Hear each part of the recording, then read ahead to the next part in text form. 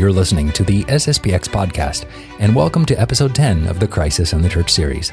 In this episode, we are joined by Father Paul Isaac Franks, professor at St. Mary's College, as we begin our study of modernism. Today, we'll learn about the background of modernism. First, we'll see how it sprang up in Protestant theology, then how modernism tried to give an entirely new interpretation of Scripture and the divinity of our Lord, and finally, how these errors spread into the minds of some Catholic theologians in the late 19th century. By the end of the episode, you'll see how these theologians would have been extremely influential in the minds of churchmen throughout the 20th century and beyond. If you'd like to learn more about this series we're doing on the crisis in the church, or go back and revisit our previous 9 episodes, or if you want to support this project, please visit sspxpodcast.com/crisis. Now, we'll turn to our conversation with Father Franks.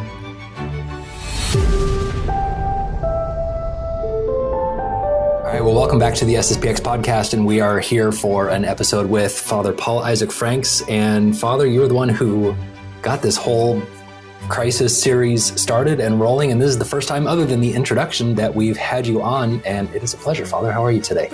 Well, thank you, Andrew. Yeah. Good. No accidents or anything? How's your foot? Thanks for asking, Andrew. My foot is, all but one toe is perfect. The one toe... Sorry. No, it's okay. Just had to ask that. You can ask that. I can tell you.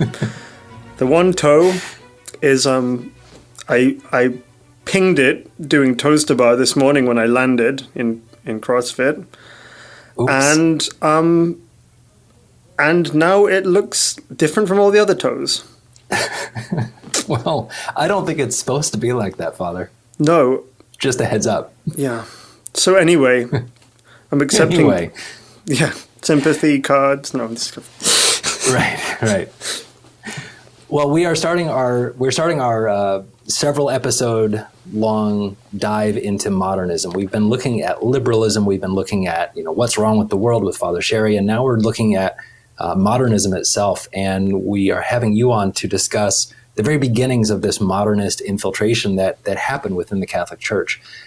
So I'll put the ball in your court, Father. Where do we start with this? What are the things that we need to know before we get started in this study of modernism? Historically, I think it's just that we're up to speed with what happened to the view of religion generally in the intellectual culture with Luther, with Kant. Those are the two big kind of cultural landmarks that paved the way for modernism, because the Catholic view was an objective view. God, we know, exists by philosophy. The human soul, we know, exists by philosophy. We have certain obligations towards God, we know, by natural reason, by philosophy, natural religion, and so on. It's the whole of the Catholic apologetic science, of apologetics.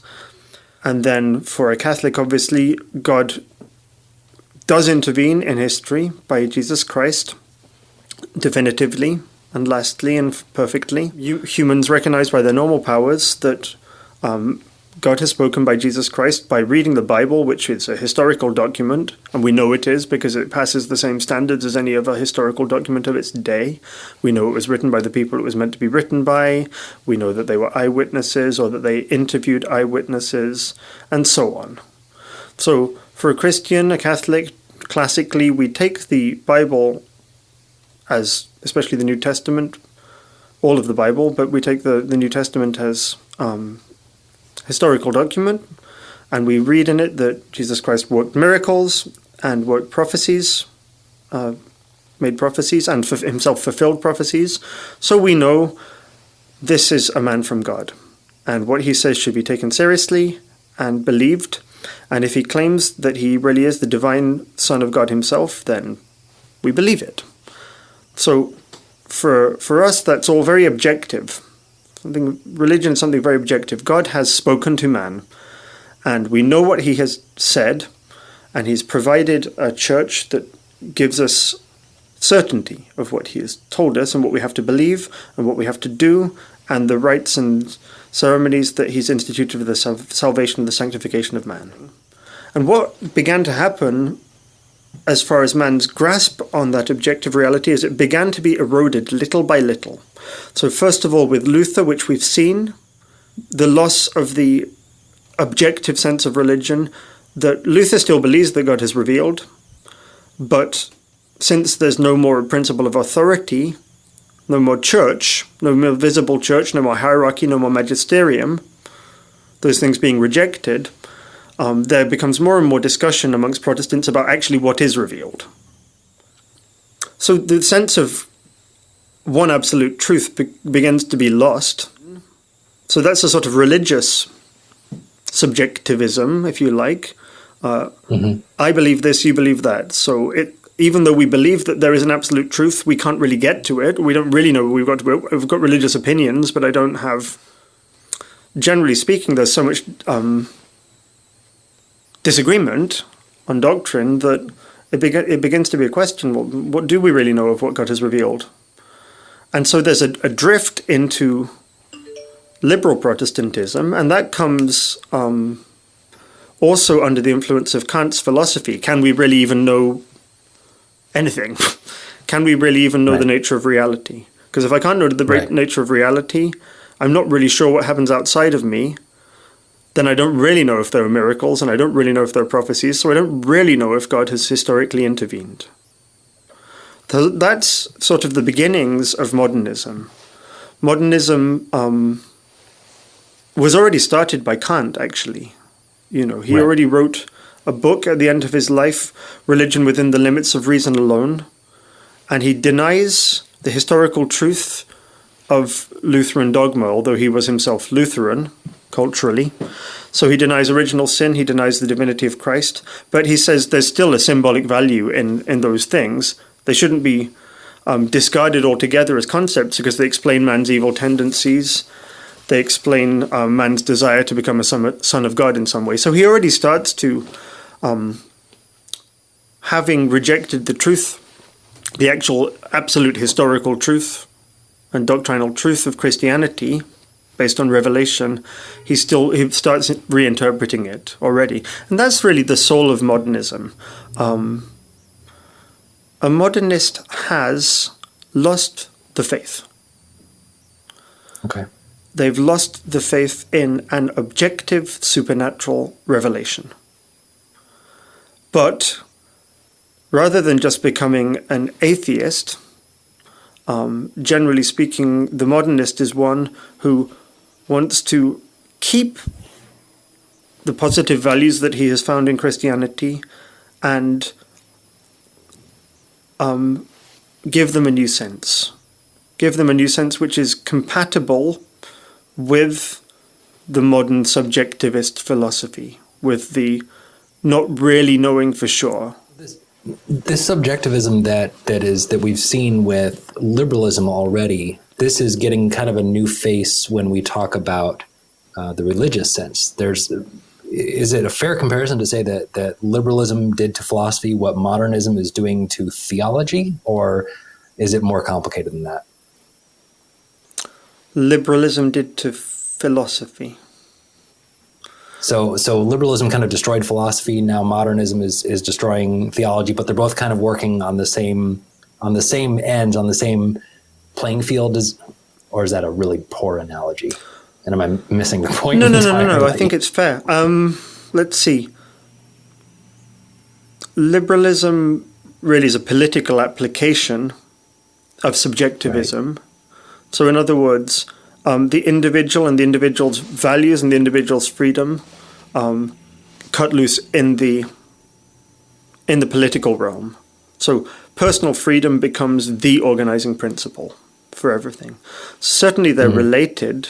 They're all, subjectivism is the problem in a certain sense. Is the base. That subjectivism is going to cut across liberalism and modernism. It's going to cut across philosophy, political thought, and theology, religious thought. It's going to be that kind of that straw that broke the camel's back across everything. Yes. Yeah. Okay. In a nutshell. That helps. Yeah. At least because I like things simple. But this is making sense. Okay. So the real break in philosophy is the break from realism. Right.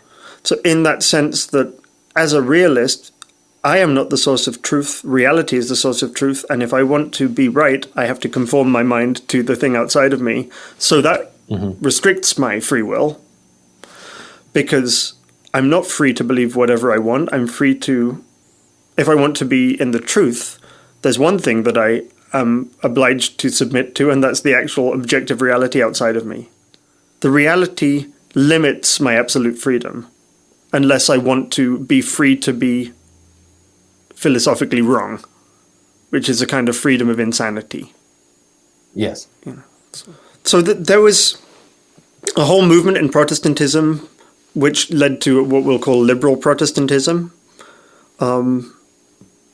Really from the time of Kant on, that started turning its sights to the Bible, no longer willing to accept that the Bible was a historical document in the straightforward sense in which Catholics had always taken it to be. Wanting to explain where did this come from without, a divinely appointed, miracle-working, supernatural, revealing Messiah. So we have these documents which speak about Jesus Christ. Who was Jesus Christ? Obviously, if you're a Kantian and you've lost the sense of an absolute religious truth, you're not going to be comfortable with the classic explanation. We don't look for medieval miracle-working divine wonder men anymore. We're modern and enlightened. Right. So we have to, but there's enough facts that if you want to be scientific, you have to explain the facts. So where did the Bible come from? Where did the New Testament come from? Where did those stories come from? What did they mean? They didn't come from nowhere. So and the Protestants set about explaining them. A kind of rationalist tradition of biblical scholarship. Some claimed he was just a fraud, so he never intended to be a religious teacher. He didn't do miracles and prophecies. He was just a political agitator. And he was trying to stir up a rebellion against the Roman Empire, and he was eventually executed for sedition, and his rebellion didn't work. But after his death, his followers made a justification, and they kind of disguised the true purpose of this movement by saying he was a religious leader of eminent sanctity, and he made all of these miracles, and he made these prophecies, and they never really happened, and there's no historical basis for them at all, just none. It's just a fraud to kind of throw people off the scent, and all the stupid Christians went along with it because they're just dupes and parrots, and then it became the religion of the empire because people really are that stupid. Okay, sheeple. Right. And then other Protestants are going to come along and say, look, we agree with you that there were no historical supernatural happenings, but this is obviously absurd. You're positing basically the widest, largest cultural movement of all time, historic Christianity, that it just arose from fraud and lies and naivety. And that's a complete disproportion between cause and effect. Something must have happened, and something more substantial than what you're saying, because you can't get that many people to swallow that kind of thing. So there has to be some historical event. Why you can't just make those miracles up from nothing. What happened then? And they're going to say all the miracles were either kind of chance, or Jesus had some special scientific knowledge that was in advance of his day. So he knew a way to cure that wasn't known generally, but it wasn't supernatural.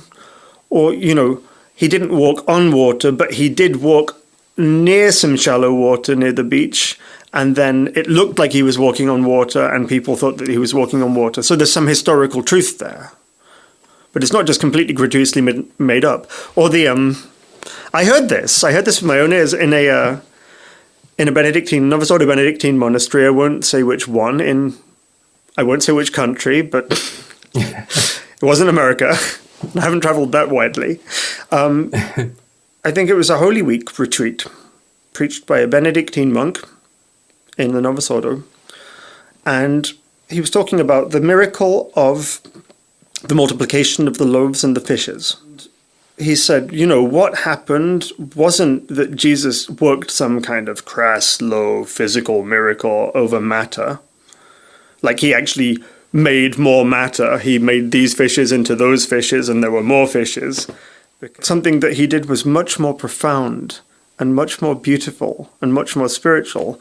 What he did was he shared his own loaves and fishes, and then by doing that, he opened the hearts of the people who had their loaves and their fishes tucked away selfishly in their coats. So they got out their own loaves and fishes, and then everybody shared his loaves and fishes after this beautiful moral example of this beautiful, generous, kind man. And that was the miracle. He changed their hearts. And wasn't that a greater miracle than if he had actually multiplied matter? Yes. Well, no, Father, it isn't actually. Right. Really. I mean, so it's a kind of a rationalist explanation. What's the historical kernel? And you understand the whole thing here is the quest for the historical Jesus. There's the Christ of history and the Christ of faith. That's underneath all of this. And understanding that what we read in the scriptures is not the historical truth. Obviously not, because true history knows that you don't get miracles and prophecies and so on. After that, the philosophy of Hegel becomes a bit more influential on the next couple of schools that we'll mention. And again, this is just a kind of overview to give you some sort of background to the so-called Catholic modernists, what they were, the intellectual climate in which they were working, the influences that they were drawing on. So these, I won't go into much detail, but the kind of influence of Hegel is felt over these things. So one prominent figure is David Friedrich Strauss, who was a professor at Tübingen, and he claimed that the Gospels are a collection of myths that were superimposed on the historical person of Jesus, based upon the fervor and the religious sympathies and cultural prejudices of the early Christians. So they already had in their mind, because they were Jewish, mostly, the very first Christians, all Jewish, they had a preconceived notion of what the Messiah would be like just based on the Jewish prophecies that had been given in the Old Testament. Those ideas, which they had floating around in their minds, and they sort of laid them on top of a fairly ordinary, if exceptional, young man. Mm-hmm. And it produced this literary product of the superhuman, wonder-working hero, supernatural saint that the Gospels portray. And so, if they're looking into the Gospels, which bits of it are historical and which bits are the product of the early Christian consciousness and the messianic sense, which are the bits that do we need to explain more as coming from their minds and those prophecies?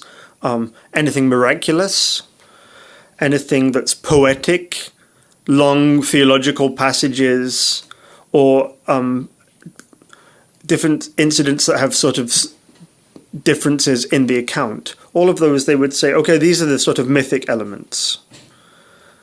And they're going to say, well, look, even if the Gospels aren't strictly historical, they are an accurate portrayal of what the Christian consciousness at the time was thinking. So that's Strauss. And he's working there in Tübingen, which became a kind of think tank headquarters for progressive theologians. Tübingen was kind of the go-to place for modernists, or what we would later call modernists. It was some of the more prominent Catholic modernists were there. It was originally a Lutheran school, but then had a kind of mixed faculty. So, and it's true that what happened was the University of Württemberg which was a Catholic university, in 1817 was transferred to Tübingen as a sort of Catholic theological faculty in the Lutheran school. So you had these Catholic and the Protestant scholars who were kind of liberal Protestants living side by side, working side by side, going to faculty luncheons together, drinking with each other, probably playing billiards, smoking cigars, I don't know. And, a normal interaction, normal human interaction, but the influence of those sorts of trends in scholarship and of those sort of ideas became eventually felt by the Catholic scholars and exerted its influence over the Catholic scholars lamentably. I mean, not for the good. Right. So, some of the alumni of Tübingen, Romano Guardini, Hans Küng, Cardinal Caspar, Benedict XVI. Faculty included Strauss, Hegel, Küng, Ratzinger. An impressive list of alumni. Yeah. And not insignificant names in the history of Catholicism in the 20th century. To say. Yeah. So the Tübingen school of biblical exegesis, it gives its name. The university gives its name to its own school, and that was based on the idea that Christianity was originally two sects that were really opposed, but ended up synthesizing. That's the Petrine sect, which is a kind of Jewish Christian sect that focuses on messiahship and the observance of the Mosaic law. And then there's the Pauline sect, which is more kind of Hellenistic, Greek tending, emphasizing the universality of salvation by faith, not so much the Mosaic law and so on. And these two things are kind of opposed and fighting it out in early Christianity. But in the 2nd century, under the pressure from Gnosticism, they kind of join forces, together we're stronger, and that's how you get Christianity. More importantly, because this is going to play into our Catholics, what we call the liberal school, and one of the big proponents of that is going to be Renan and von Harnack as well. So their view is, look, the Gospels are largely historical. So it was a kind of, because at one point somebody was just like, look, if that's the way it is, Jesus is just a myth, forget it. And then there's a sort of conservative counterattack. Well, whoa, let's lock it down. You've gone too far. Right. And that's where this liberal school goes. The Gospels, they are going to say, are basically historical, except when they describe the miraculous.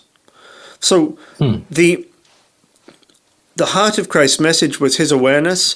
God is trying to reveal himself as the universal Father of man. And apart from that, there's no dogma, there's no specific Christian message apart from that, the universal fatherhood of God.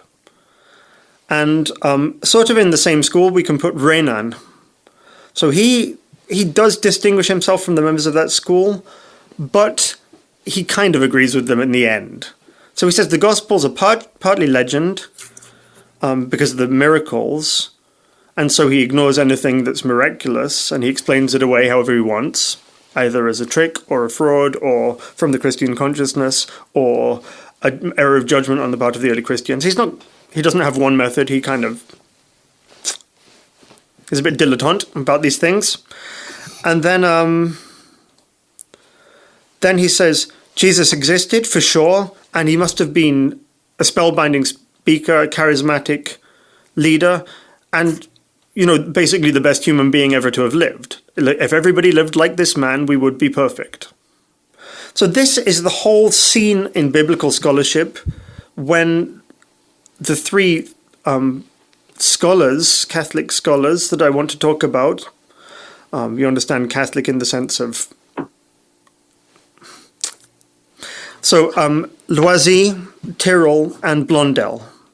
Father Alfred Loisy is the first I want to mention.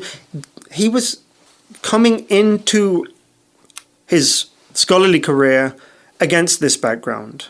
This is the cutting edge in biblical scholarship. And it carries on. I've truncated. If you want, you read 100 Years of Modernism by Father Beaumont. He'll expand things a little bit there. So Father Loisy, a Frenchman, born 1875, and he was probably most notable for his criticism of Scripture. So he's a brilliant scholar. He was a linguist, a philologist, and fascinated by languages, not fascinated by philosophy. He found it too dry. He found it too rational. He never really took to it. And he was studying in a time after Aeterni Patris, the famous document which imposed scholastic philosophy, St. Thomas's philosophy, on the whole Church of Leo XIII as obligatory for Catholic studies. And he didn't really take to that. Okay. From the day of his ordination, he was plagued by a scruple. What if there was some fraud at the root of the whole Christian religion? What if it's not real, but it was just made up deliberately by deception? And he couldn't shake it. And he let it develop, unfortunately, and it began to inform his scriptural skepticism. So rather than just accepting the Bible as a historical document and can be believed at face value with some careful explanation where needed, in the classic Catholic sense, like a child, maybe an intelligent child, well, you understand that with a certain docility of soul. Like, Catholic scholars aren't idiots. We had the Pontifical Biblical Institute for a reason, and we do have a science that can attest and defend the historicity of Scripture. So it's not like, la la la la la la la, I'm just going to pretend that this is historical. No, it is. And there's a whole fields of biblical scholarship that are serious and to defend that. But anyway, you understand, with that docility of soul, he didn't have, unfortunately for him, and for everybody else, actually, as it turns out. So he got ordained, and he became a professor of Hebrew in France. He studied with Renan in France. And this is really unfortunate, this next stage, because he was directed to read Renan in order to help the Catholics refute Renan. Okay. Because he was a scriptural scholar, and somebody said to him, well, you should read Renan because we really need some help. Now that you're a great scholar, you can help us to refute him. And it got under his skin, unfortunately. Yeah. He couldn't refute it. And it pushed him further and confirmed him in his unhealthy tendency to doubt everything. Because Renan was already voicing doubts about that Loisy had in his heart, about the tensions between the different gospel narratives when two things are told differently. Is that a contradiction? And does it mean that it wasn't historical? And is there anything historical about the resurrection, about the nativity? And for both of those, they seem to be incompatible with history. And Loisy reads that in Renan, and he's just like, oh. So by about 1890, he's already disillusioned with the virgin birth, with the resurrection. His main... he's responsible for a biblical school as well, we could say, or associated with one, which is what we'll call the eschatological school. Eschatology being the study of the last things, the end of the world, the coming of the parousia, the end of the world, the end of time, the second coming, eschatology. And the real significance for a Catholic of his view, of the eschatological view, is it destroys the Catholic Church as a visible society founded by Jesus Christ. What he says is Jesus was a eschatological preacher. He thought the world was coming to an end soon, and he was getting out into the streets and telling everybody, the Jewish world of the first century is burning with enthusiasm for a dramatic divine intervention, which is going to destroy the corrupt Gentile civilization, subjugate the Romans, and bring in the kingdom of God, which will be an era of peace for the Jews. He goes into Jerusalem and he fails. And he's put to death. And afterwards he's divinized by his followers. So he wasn't a religious teacher at all. He was an apocalyptic zealot who thought the world as men knew it was about to end and went out to tell it. And so what happened afterwards with the gospel and so on, the miracles, sort of symbolic expression of a religious sense, it was progressive idealization of the historical person of Jesus of Nazareth. And especially the fourth gospel, St. John, this is a quote from Father Beaumont in 100 Years of Modernism, the apparent realism of the scenes in the gospel according to St. John is due to the mystical imagination of the author and the energy of his conviction, which did not allow him clearly to distinguish in his religious meditations the ideal from the real, the theory from history, the symbol from its object. Yet the fourth gospel is a book of mystical theology in which we hear the voice of the Christian conscience, not the Christ of history. In other words, St. John was so imaginative and so talented and so poetic and so brilliant that he was just so intuitive that he couldn't distinguish, even in his own mind, history from the flashes of fire and brilliance in his own brain and heart. And so it all gets muddled up together. But that's okay, because it's true, just not historical. It tells us something of value, just not historical. And how exactly does this affect the founding of the church? Go on, Andrew, sorry. I can see you like, wait. No, it's good. I had never considered it like that. It's fascinating. That's why they all want to push the composition of St. John's Gospel back. So you'll see the modernists and anybody who wants to say that the Gospels are not historical, they want to push the dates back 2nd century, 3rd century, 4th century, as far as they can. Because then you've got time for the Christian conscience to work and to massage the facts and to elaborate and to expand and to breathe its magical perfume into everything and to distort. Right. And the Catholics are always pushing it back. Right. First century, we've got the earliest texts, it's here and here and here and quoted in all of these fathers here and here and here, so we know. And the modernists are always like, no, 3rd century, 4th century. You see this kind of scuffle between the Catholic and the modernist scholars. And particularly the founding of the church then becomes problematic for Loisy. So Jesus was not a miracle-working supernatural messenger. He was a misguided and ultimately wrong preacher of the end of the world. So he preaches the kingdom, and this is the famous quote from Loisy. Christ preached the kingdom, and it was the church that came. But he's going to say, okay, Christ didn't found the Catholic Church, but that's not a problem. Listen. She came enlarging the form of the gospel, which it was impossible to preserve as it was as soon as the Passion closed the ministry of Jesus. But he gives a justification for the church coming out of the kingdom. There is no institution on the earth or in history whose status and value may not be questioned if the principle is established that nothing may exist except in its original form.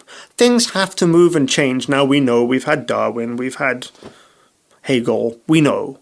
To live is to change, and if you don't change, you die. Everybody knows that. So, such a principle is contrary to the law of life, which is movement, a continual effort of adaptation to conditions always new and perpetually changing. Christianity has not escaped this law of perpetual evolution and cannot be reproached for submission to it. It could not do otherwise than it has done. So the Catholic Church was not founded directly by Jesus Christ. He just announced the kingdom, and the church developed out of the early Christian consciousness, and that's not a problem. Because that's how things happen if you actually submit to the law of evolution which governs all human behavior. So we shouldn't be shocked and scandalized. It doesn't mean that the church is of no value.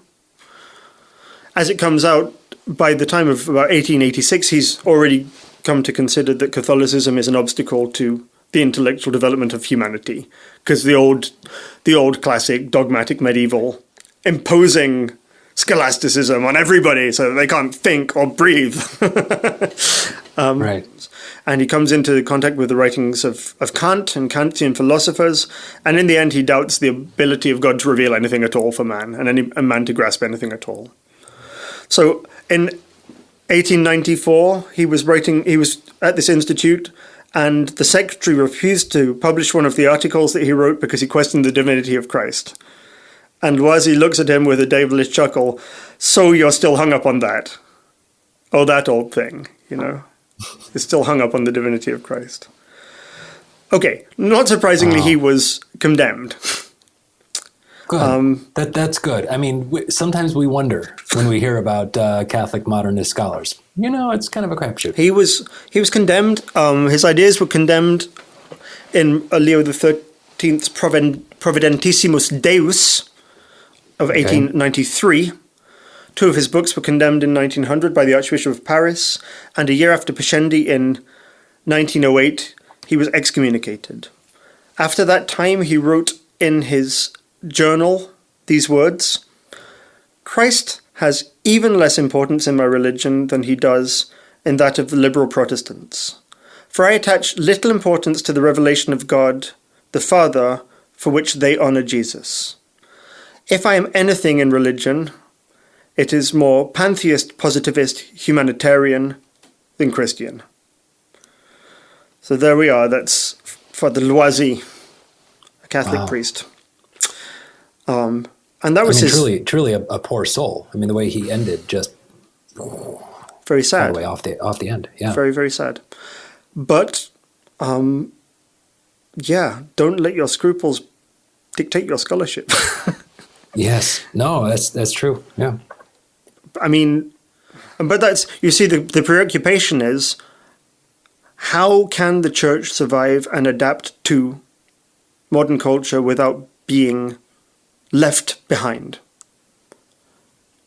But the problem is maybe being too open and undiscerningly open to certain things in modern culture which are already breaking from sanity in their foundations.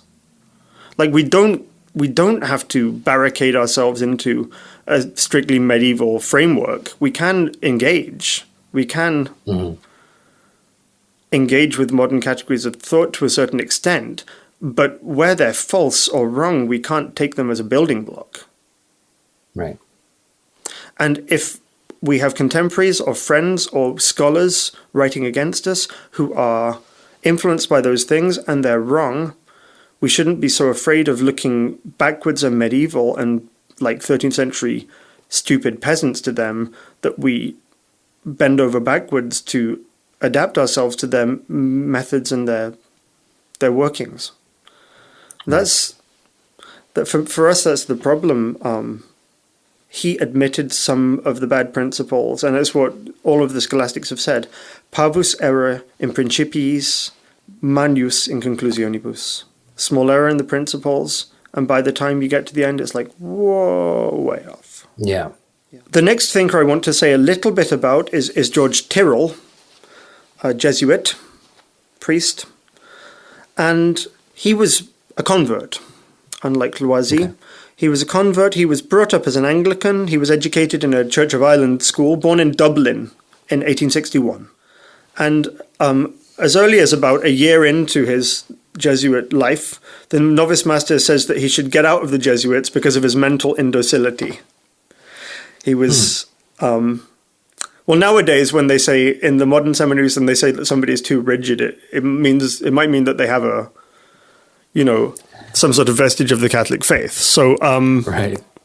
So, but back in those days, when they say he's mentally unteachable, right, maybe the novice master saw something. Yeah. Also, he really didn't like to accommodate himself to the life of the Jesuits. He was dissatisfied with a number of their customs and their practices and their approaches, and he wasn't He wasn't a team player, basically.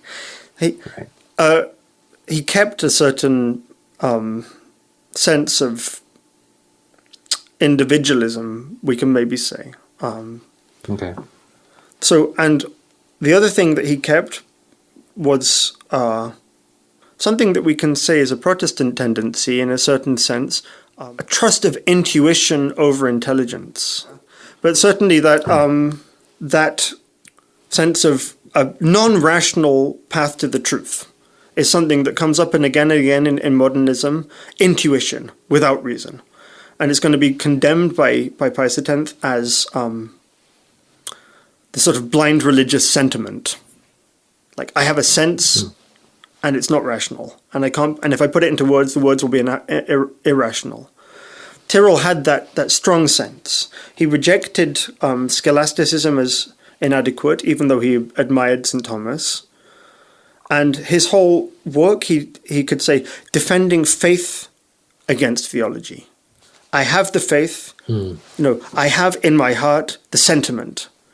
So revelation is not a revealed deposit of truths to be memorized and told to me from without, and then memorized and repeated like a parrot, and it's all up here.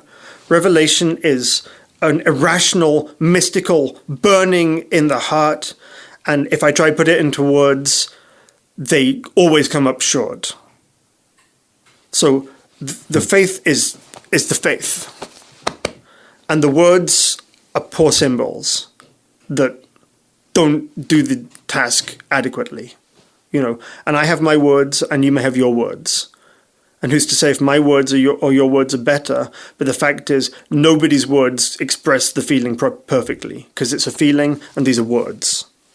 And the words don't do justice to the reality. The reality is something grander, more mystical, and more profound than any words can do justice to. That's the kind of Tyrrellian idea. He's expelled from the Jesuits, and towards the end of this life, he concludes that the real Christ who redeemed him and who is God lies entirely within him. He says, I'm quite cured of the outside God. I'm quite cured of the outside God. Everything is within. And that's subjectivism. Everything is within. So some of his kind of theological counterparts to that is going to lead to a certain ecumenism. Religion is the spontaneous, this is a quote again from Tyrrell, religion is the spontaneous result of the demands of the human spirit, fully satisfied with the emotive experience of God in us. We have the feeling first, and then we express it. God is not a distant being far from man. We need to praise the virtues of the various theisms, pantheism and polytheism. For polytheism is a better expression of the divine than anthropomorphic deism, right? God cannot be squeezed into one concept. So having a kind of plurality of images or words that express an infinite reality is actually richer and better than just kind of having one God and he's a man with a white beard. Right. No room for all the good qualities in one man. Yahweh cannot be at once Apollo and the man of sorrows, Minerva and St. Francis. So to have more religious symbols, to have more religious expressions is actually richer and closer to the truth than just narrowing yourself down to one. So interesting for a Catholic. But the problem is that what he's trying to do is make it understandable for us. I mean, he's trying to fit his concept of God into the way that man would naturally see God, when in fact God doesn't fit man's conceptions. He's beyond any conceptions we have. So I think, because I know we agree, but the thing here is that we will admit. So what's the grain of truth that he's grasped? Because you understand in every error there's always a grain of truth. The grain of truth that he's grasped is that human language doesn't speak of God in exactly the same sense. Right. When I say you can't communicate the infinity of God in our language or even in our concepts. Well, that's the thing, isn't it? So there's a middle ground. On the one hand, you could say there is nothing in common between God and man, such that any human language used as God is just necessarily false. In other words, language is completely equivocal. They do not have the same sense. When I say God is father and when I say my dad is my father, those are not at all in any sense the same, and they're used completely in different senses, and the one doesn't tell me anything about the other. That's like, it's complete equivocation. The other extreme would be to say, my dad is my father and God is my father, and in exactly the same sense. You know, like the Mormons, let us make man in our own image. Well, an image is of a physical thing. So if man is made in the image of God, it means that God has a body just like my body is a body, and therefore God is a physical being. Right. Like there's no degree of shade of meaning at all between image and image. It's exactly the same sense used of God and man. That's to use language, what we say univocally, in exactly the same sense. And Catholics say, no, look, language about God is not completely equivocal, like our human words convey nothing whatsoever of God, nor is it completely univocal, like it means exactly the same thing of God as it does of man. We say language about God is analogical. So God is father, my dad is father. Not in exactly the same senses, but not completely different, such as to carry no meaning either. I can understand the senses in which they're different. The difference is more than the similarity. Right. But there is some similarity that means that language can actually express something about God truly. Fair enough? Yeah, that makes sense. I mean, at the end of the day, God made human fatherhood. Right. So human realities can speak to us of their maker. Right. But what you're saying about Tyrrell is that he's saying that you can't express it. Therefore, we have to. You know, he's coming up with a concept. Well, he's not coming up with it, but he's grasping the concept of pantheism and saying, well, this is then what I must believe because our language is insufficient. Mm-hmm. I think. I mean, for a Catholic, the words that we use to express the divine reality come from God. The dogmas that we believe are revealed by God. Mm-hmm. So sometimes the church kind of works out the best way to formulate them. But God tells us the Word is God. We know that Son of God is the right way to refer to the second person of the Trinity because that's the language of revelation. It's objective, it's given, and it signifies, not in exactly a human way, but in an analogical way. We know something of the truth from it, even if we recognize that it's in a much higher way in God than it is in man. Mm-hmm. For Tyrrell, what you have in your heart is a blind religious sentiment of madness and fire and poetry, and you have your own graspings to put that into words, and they necessarily fall short because they're human words to express a divine reality. So, no, Tyrrell is, for him, the whole of theology is symbolic. Every word that you can use about Christ is symbolic. Revelation belongs to the category of impressions more than that of expression. Every dogma is just a symbol of what is in the soul, of what is in the heart. And he thinks that the whole of the Catholic religion has to be reformed to meet this. So this is a quote from him. This is a couple of quotes strung together, and this is where I'll end. This is calling for reform of the church. These are quotes taken from Father Bormo's synthesis in 100 Years of Modernism, all quotes from Tyrrell. Official Catholicism is outmoded, but we must not abandon it, for it still holds the treasures of the spiritual life, on condition that we distinguish between the living faith and the dead theology, between the real church and the governing authority. Judaism was to live a risen and glorified life in Christianity. Well, may not history repeat itself? Is God's arm shortened that he should not again out of the very stones raise up seeds to Abraham? May not Catholicism, like Judaism, have to die in order that it may live again in greater and grander form? Has not every organism got its limits of development, after which it must decay and be content to survive in its progeny? The Roman Communion may be no more than a charred stump of a tree, torn to pieces by gales and rent by thunderbolts. She may be, and probably is, more responsible for all the schisms than the schismatics themselves. Yet, unlike them all, she stands for the principle of Catholicity, for the ideal of a spiritually united humanity, centered around Christ in one divine society. She is at least an abortive essay towards a perfect, all-embracing religious association, which is what he wants the Catholic Church to be, realizing her full potential. I won't say anything about Pope Francis. Wow. That's some heavy stuff. Yep. The ideal of a spiritually united humanity centered around Christ in one divine society. She is at least an abortive essay towards a perfect, all-embracing religious association. Anyway. Not for the sake of twisting it, but because they don't have that grasp on reality. That's what it all comes down to. The problem is, once you get into their system, it's very hard to think your way out of it. Yeah. Because once you accept one of the principles, the rest of it follows more or less naturally. And you're like, well, where it all seems to fit together. Fine. Right. Small error in the principles and a big one in the conclusions.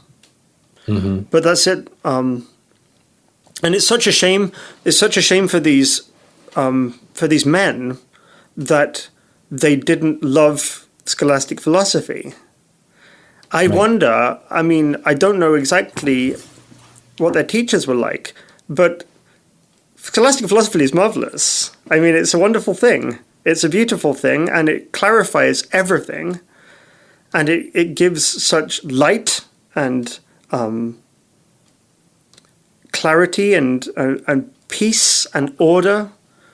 And a good teacher of scholastic philosophy is a wonderful and a marvelous thing, and highly to be prized, and it seems as if they didn't have that, and that's a shame. I haven't sat in those classrooms to be exposed to what they were exposed to, but there are some wonderful teachers of scholastic philosophy in the world, and may they be many more, because it's what the world needs right now, amongst other things. Certainly, the great hope for the church theologically, is to be set back straight on the scholastic footing, in my mind, and in the mind of the magisterium, it would seem historically. That's fair. That's fair. Yeah, they not a lot of Thomistic scholars apparently in Tübingen, it seems. Well, I mean, Hegel was a member of the faculty there, so yeah, Kantianism and yeah. Anyway, you can read more on that in 100 Years of Modernism. Yeah, absolutely. And like I said, we'll put the link on there, and that will be a great read. Well, Father, thank you so much for your time. Thank you for chatting with us about all this and giving us this springboard as we dive more into modernism. Thanks, Andrew. No, thank you. We appreciate it. All right. And have a good weekend. Thanks, Andrew. Thank you for listening to and watching episode 10 of our Crisis in the Church series here on the SSPX podcast. Next week, we'll be speaking with Father Paul Robinson as we continue our study of modernism. We'll be looking at modernism through the eyes of Pope St. Pius X and how there's a direct correlation between what we learned in this episode today and the modern errors of the Church in the 21st century. If you have a question on the topic of the crisis, please feel free to ask it at sspxpodcast.com/crisis. And please share this episode with someone who you think might enjoy it. If they don't know what a podcast is, please show them so that they can take advantage of all our episodes. And finally, if you have the ability to set up a monthly recurring donation of $5 or $10 or $20 on sspxpodcast.com, it would help us immensely to complete this Crisis in the Church project. Until next week, thank you for listening, and God bless you.